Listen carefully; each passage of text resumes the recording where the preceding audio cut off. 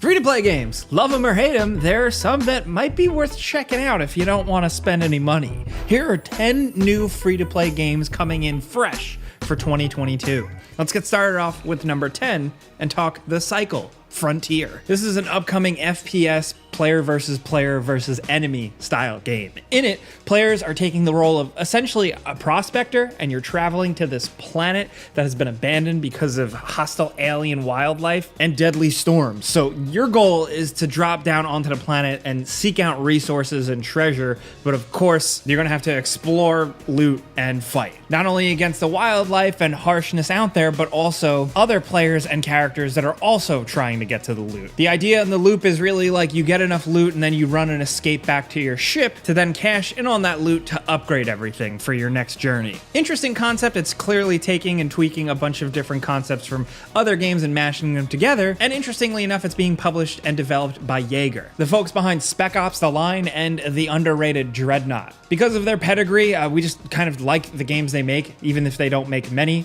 We're definitely going to keep an eye on this one.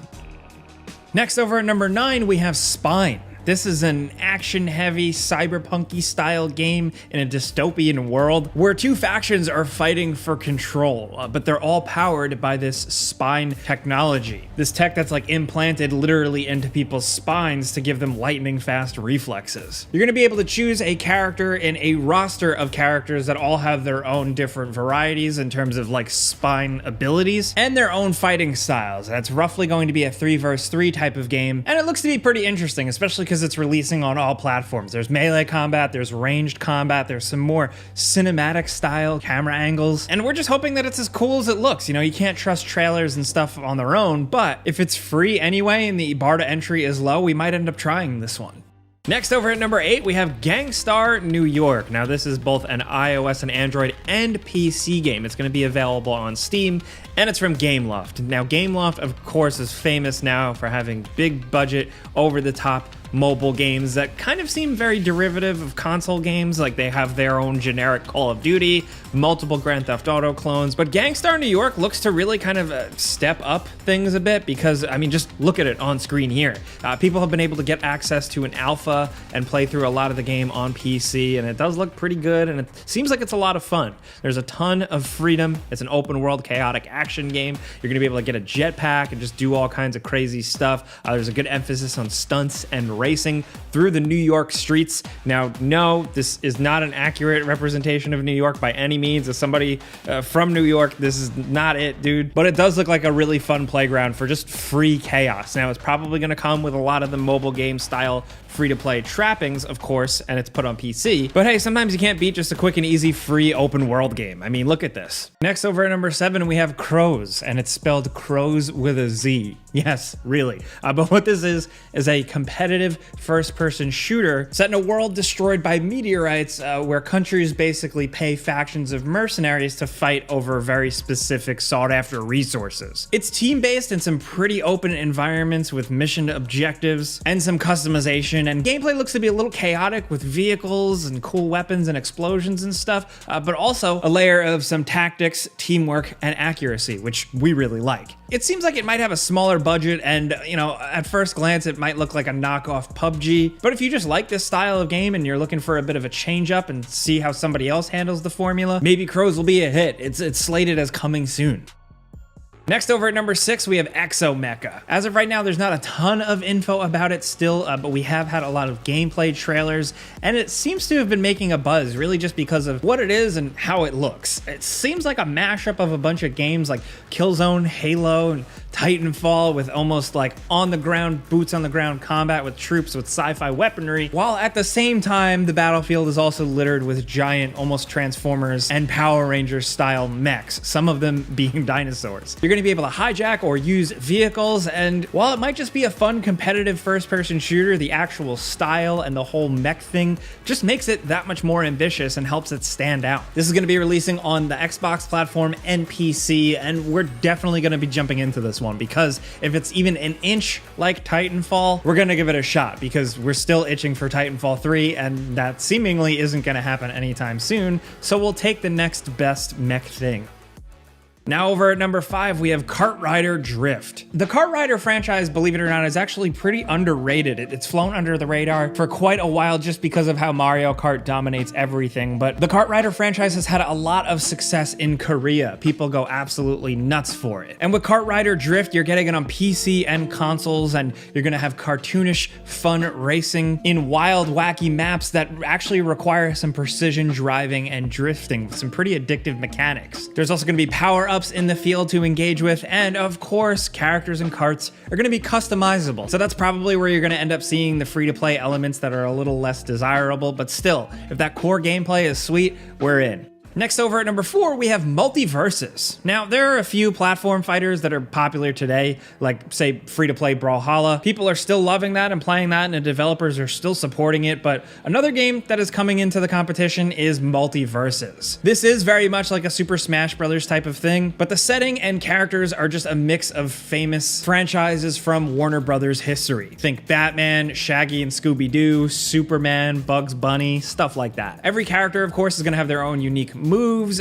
with their own levels and some cool unique item drops, and of course it's going to have some free-to-play stuff. We're really hoping that that core gameplay is solid enough to really warrant playing. On the one hand, with it being free-to-play, it is pretty nice to hop in and try it. You're going to be able to get your friends in on it to just hop in and play a match. I mean, who doesn't want to play as Shaggy from Scooby-Doo and punch Batman in the face? I don't know, that sounds kind of appealing, especially if it's free. Next over at number 3, we have Overprime. Now, if you enjoy MOBA games, Overprime seems like it's worth keeping tabs on. It's a third-person shooter where players go through a 5v5 action combat all-out battle. Players are going to assemble like a team of specific heroes to kind of try to destroy each other's bases. And of course, the game is going to have the usual tropes from typical MOBA style games. But again, it's more of a third-person shooter action-oriented one, which we've seen before applied to the MOBA framework, but only a few have had real true success. So we're looking forward to seeing if Overprime can finally really figure it out. There are a bunch of different heroes you're going to be able to choose from, and they seem like they have a pretty big variety to them. Of course, they're all going to have their own special abilities and make things more tactical. It's also going to have a full dedicated training mode where you can experiment and test out all the characters in the different maps, which is crucial because MOBAs definitely have a learning curve sometimes, and the developers promise that this game will be constantly updated with new heroes in the future. Constantly is their phrase, not mine. That's pretty ambitious to be consistently adding intense heroes like that in a game like this that requires a lot of balance. We're excited to see if it goes down that way. Now down to number 2, Arc Raiders. It's a third-person shooter set in an alternate future where a mechanical force puts humanity under constant attack. It sounds super generic on paper, yes, but we were absolutely blown away by the first reveal trailer. It looks cool and creative, even if the actual gameplay genre it falls into is pretty commonplace. Now, from what we've seen so far, the game is centered around a resistance group fending off these attacks, and then you have to scavenge items to help further progress. Really, what piqued our interest, to be frank, was the look of the characters, some of the gameplay style, and the world design. The world looks pretty damn incredible, even if it's not the main focus. Of course, the main focus is going to be like the cooperative teamwork action. And to be completely honest, there are quite a few of these types of co-op shooters out there, but just judging from the early things we've seen so far, Arc Raiders is already looking pretty quality. It's from Embark Studios. It's a newer studio, a smaller studio made up of a bunch of industry veterans. So hopefully they know what they're doing and they put their chops to the test with this new game, because when this style of game is good, it's really good. And if a community embraces it, it can end up getting even better over time.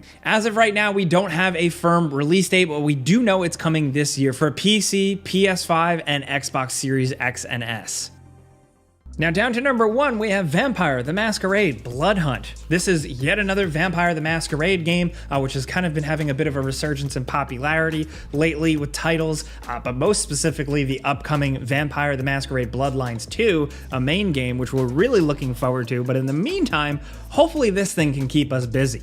It's a free-to-play battle royale style game set in this universe. Combat's pretty chaotic, the maps have a lot of verticality to them, and it's just got some good old vampire horror, action, gore. It did have an early access period last year, but the full launch is coming spring 2022, and we're definitely going to jump in on either PC or PS5. And before we wrap up, we got a couple of bonus games to throw in too. SCP Nine-Tailed Fox is a free-to-play survival horror game, and Undecember, a cooperative hack-and-slash action game with some good old-fashioned RPG elements. Those are some free-to-play games worth keeping an eye on in 2022. Of course, there's usually a few surprises throughout the year, so we'll keep you updated on those. But hey, if you learned about a new game, maybe something that piqued your interest, all you gotta do is click the like button. It really helps us out. Thank you. But if you're new, consider subscribing, maybe hitting that notification bell, because we put out videos every single day. But as always, thanks for watching, and we'll see you guys next time.